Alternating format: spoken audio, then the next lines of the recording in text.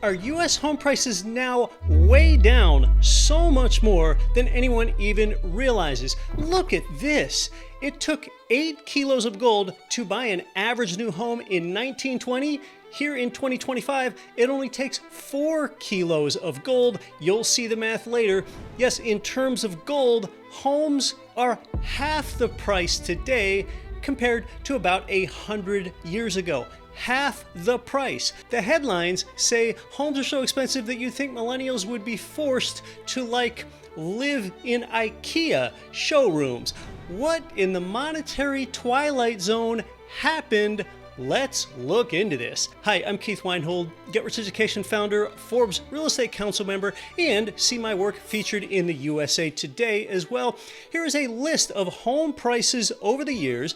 Note that, of course, when you see home prices, they're always expressed in the amount of dollars that it takes to buy one.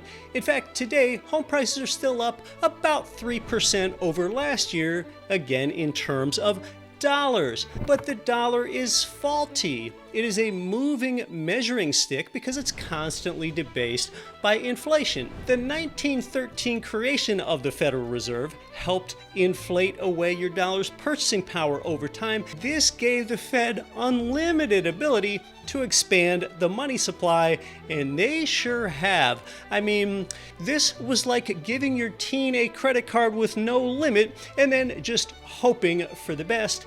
And then removing the dollar's last link to gold redeemability on August 15, 1971, as announced by President Richard Nixon on television, that freed the reins for unlimited dollar creation. It was untethered. Rich Dad Poor Dad author Robert Kiyosaki and I discussed that very event together a while ago.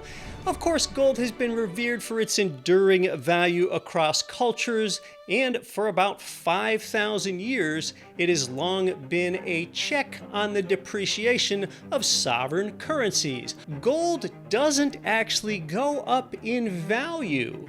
It holds its value while currency's purchasing power just keeps falling as governments inevitably print more and more of it. And hey, it's gonna keep happening, because that's the easiest way for governments to pay for programs, and printing is the easiest way to pay off its debts because these programs often don't require any votes from constituents. Just go print.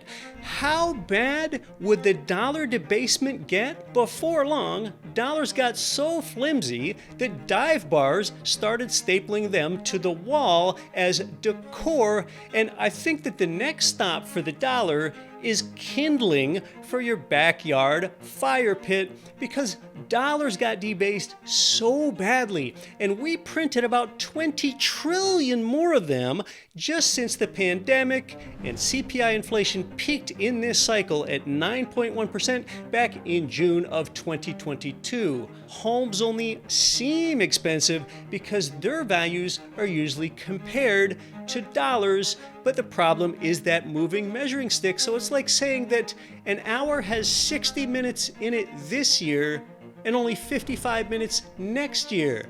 Well, that doesn't work. Sheesh, in a few years, everyone would run a marathon in quote-unquote under an hour. And here's what's even more amazing.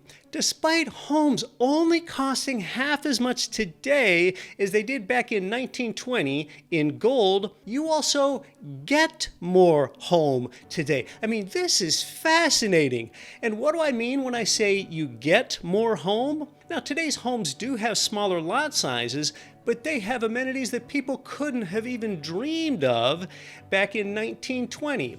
From a 1920 home to today's home, you've gone from 1,048 square feet up to 2,411 square feet.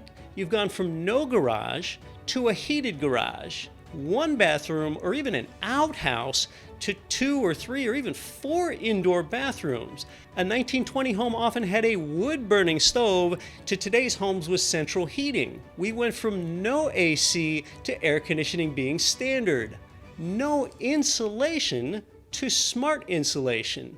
We went from 1920s basic kitchen to island and granite countertops, ice boxes to refrigerators, no dishwasher or garbage disposal to having both, even a washboard in a wringer to a washing machine today, an outdoor clothesline to a dryer, clawfoot bathtubs and often no shower to bathtubs and showers, and we've gone from nothing to a dedicated laundry room, a home office, sometimes even a gym.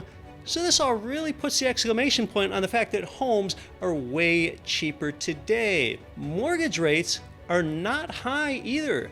Taking Freddie Mac stats back as far as they go, 1971, the average on a 30-year fixed-rate mortgage is 7.7%. But here's the problem and why homes don't feel as affordable as they should.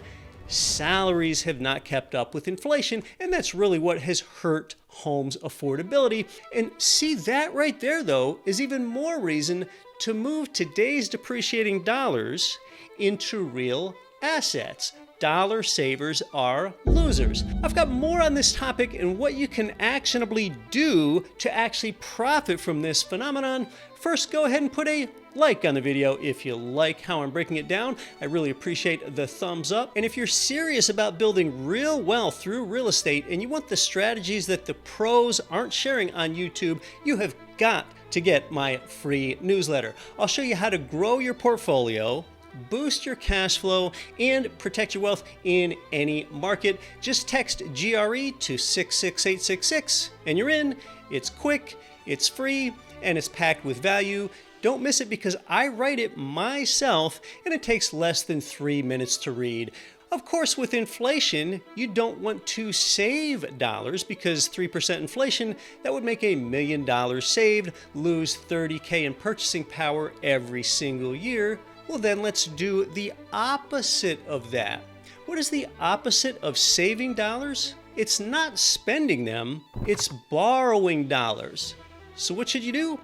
Borrow dollars, own income property, let tenants pay your debt, let inflation shrink your debt like a cheap t-shirt in a hot washing machine, and watch inflation pump up your asset price at the same time.